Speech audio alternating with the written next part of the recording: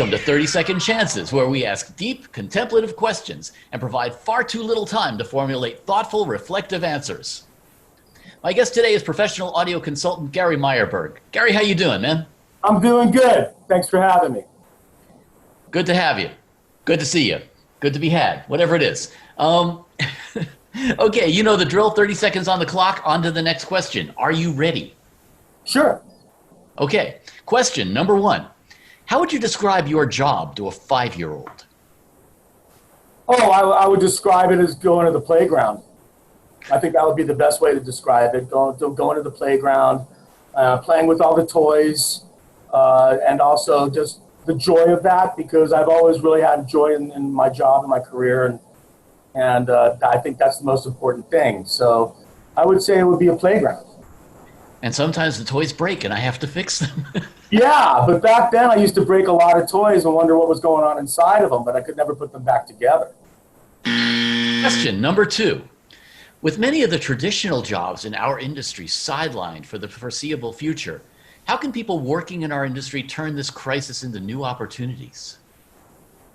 Well, I think, I'm on a lunch thing that we've had for many years, and lots of dignitaries and visionaries are all trying to figure out how to reconfigure for this new world that we're in.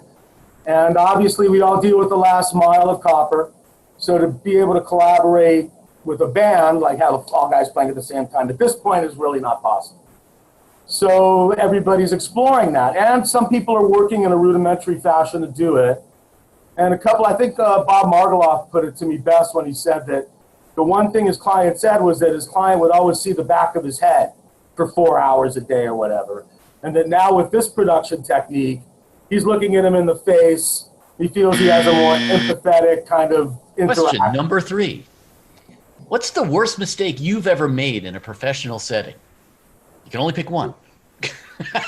Well, my second day on the job at Beaver and Krause, I was tasked to align a tape machine, and it took me 2 reels of tape to do it because I didn't know what I was doing. I always had the MM1200s, the Ampex manual, and that was just the beginning of my hell, because then the next day when I was making a safety, I actually punched into the middle of a track, and was very smart in the way that I figured I could probably, I watched Lee DiCarlo cut in pieces. I could cut in pieces, and they got smaller and smaller. And eventually I did get it done. The song was 10 seconds shorter.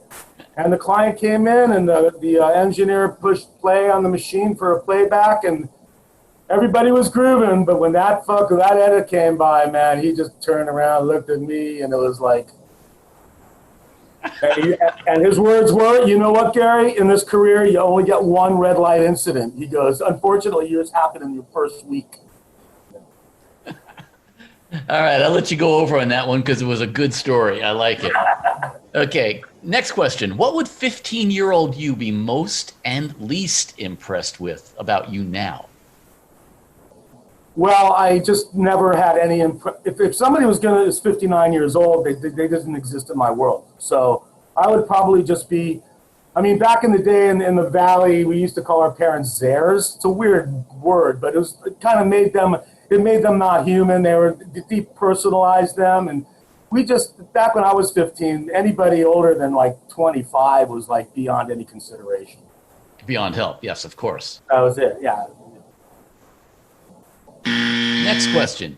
If you could have one weird and or semi-useless superpower, what would it be? To eat without gaining weight. Because I would really like to be I love food, but my metabolism dictates that if I eat the wrong, in other words, I'm doing the sushi thing right now. The rice, man, let me tell you something. I can just see, it just goes right onto your belly. So you could be like 0-calorie man or Well, you don't want to die, but just, you know what I'm saying? Some kind of balance there where you eat, but my boys, both of my boys got super high metabolism. They can eat whatever they want. They're all spelt. I want that. That's what I want. Yeah, I had that when I was younger. Okay, we are done with our questions, but I'm going to put 30 seconds more on the clock and allow you to either answer for me any question you wish I had asked you, or just shamelessly plug something, ask me a question, whatever you want. 30 seconds is yours, and go.